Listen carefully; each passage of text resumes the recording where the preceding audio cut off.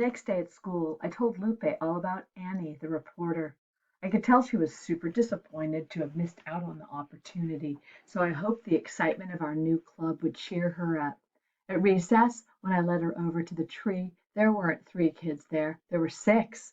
Karenia, Tomas, and Jorge had each told a friend. Our club was growing. Lupe grinned and got out her sketchbook to draw our new club logo while I welcomed the new members, Rajiv, Hector, and Sophia under the tree. Once we were all introduced, we decided on the club rules. Number one, be gentle, be kind. Number two, say what's on your mind. Number three, cone of silence. As far as number two went, I wasn't sure how much Lupe wanted to tell the group. When it was her turn to share, she talked about how her grandmother was sick in Mexico, but she couldn't visit her. "Can't you visit her?" Sophia asked. Lupe gazed at the leaves that had fallen onto the ground. I immediately jumped in. Because there are cars in the shop, right, Lupe?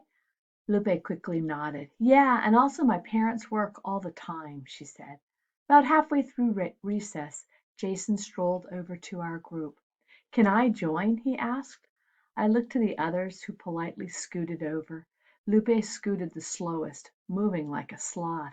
I knew she wasn't crazy about him being there, but there were no hard and fast rules about who could join. Kids forget kids. It was a club for everyone. That was the whole point.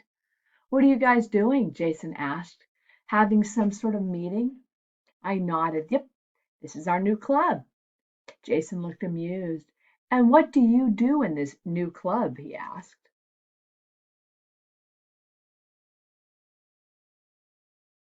"We talk about what bothers us," Tomas told him. Jason's eyebrows jumped. "That's it?" We nodded. "Seriously?" Lupe crossed her arms. "If you're going to mock it." Jason held up his hands. "No, I'm not. I promise," he said. We looked at him, and I could tell we were all trying to decide if he meant it. As if to prove that he did, Jason said, "All right, you'll want to know what bothers me." We nodded. "Maria here, how about Mia here, walked out on dinner at my house the other day." "That was so not my fault," I protested. "It still hurt," he shot back. Lupe jumped in. "She didn't feel like staying. Why is it so important to you anyway?" Everyone got quiet, and I cringed. "Please don't say you like me again." I peeked at Jason. Sweat beads lined up on his forehead.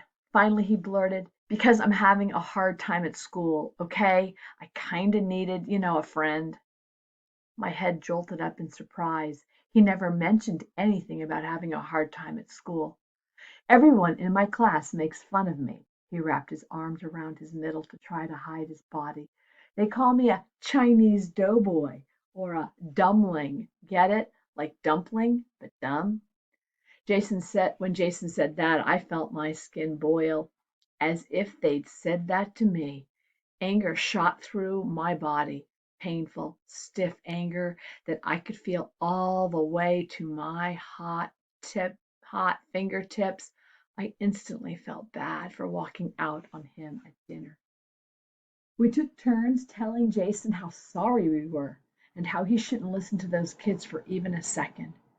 When the recess bell rang, I lingered at the tree until everyone else left so I could talk to him alone.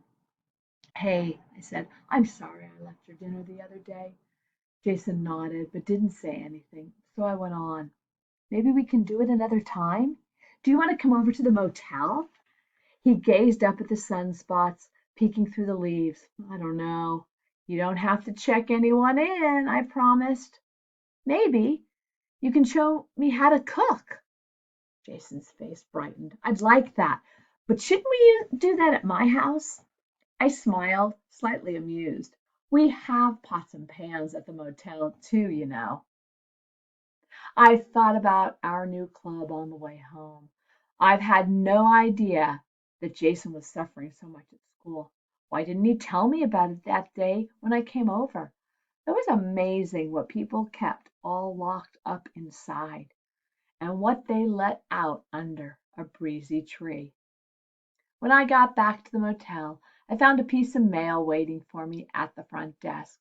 It was a letter from my cousin Chen.